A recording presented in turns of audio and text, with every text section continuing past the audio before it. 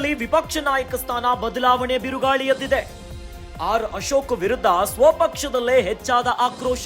Ashok ಕಾರ್ಯವೈಖರಿಗೆ BJP ನಾಯಕರ ಅಸಮಾಧಾನ. ಮುಂಗಾರು ಅಧಿವೇಶನಕ್ಕೂ ಮುನ್ನವೇ ವಿಪಕ್ಷ ನಾಯಕ ಬದಲಾವಣೆ. ನಿರೀಕ್ಷೆಗೆ ತಕ್ಕಂತೆ ಕೆಲಸ ಮಾಡುವಲ್ಲಿ ಆರ್ ಅಶೋಕ್ ವಿಫಲವಾಗಿದ್ದಾರಂತೆ. ಅಶೋಕ್ ವಿರುದ್ಧ ಸ್ವಪಕ್ಷೀಯರಿಂದಲೇ ಅಡ್ಜಸ್ಟ್ಮೆಂಟ್ ಆರೋಪ. ಸಿಎಂ ಸಿದ್ದರಾಮಯ್ಯ ಮುಂದೆ ಮಂಕಾದ ಆರ್ ಅಶೋಕ್. ಹೀಗಾಗಿ ಸುನಿಲ್ ಕುಮಾರ್ಗೆ ಪಟ್ಟ ಕಟ್ಟಲು ಬಿಜೆಪಿ ಪ್ಲಾನ್ ಮಾಡಿದೆಯಂತೆ. ಹಿಂದುಳಿದ ವರ್ಗಕ್ಕೆ ಸೇರಿರುವ ಶಾಸಕ ಸುನಿಲ್ ಕುಮಾರ್, ಹಿಂದುತ್ವವಾದಿ ಪ್ರಖರವಾಗ್ಮಿಯಾಗಿರುವಂತಹ ಸುನಿಲ್ ಕುಮಾರ್, ಅಲ್ಲದೆ ಸಂಘ ಪರಿವಾರಕ್ಕೆ ಹತ್ತಿರವಾಗಿರುವ ಸುನಿಲ್ ಕುಮಾರ್.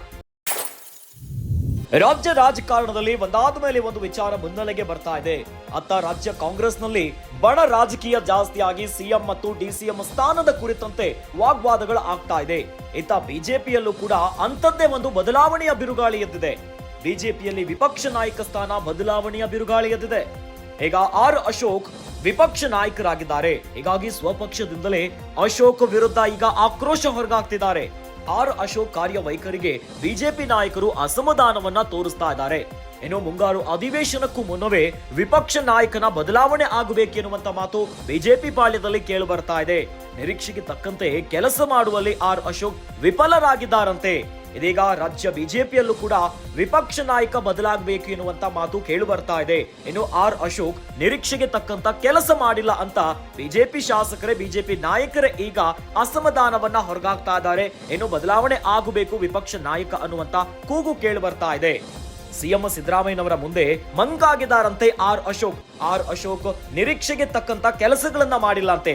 ಹೀಗಾಗಿ ಸುನಿಲ್ ಕುಮಾರ್ಗೆ ಪಟ್ಟ ಕಟ್ಟಲು ಬಿಜೆಪಿ ಪ್ಲಾನ್ ಮಾಡಿದೆಯಂತೆ.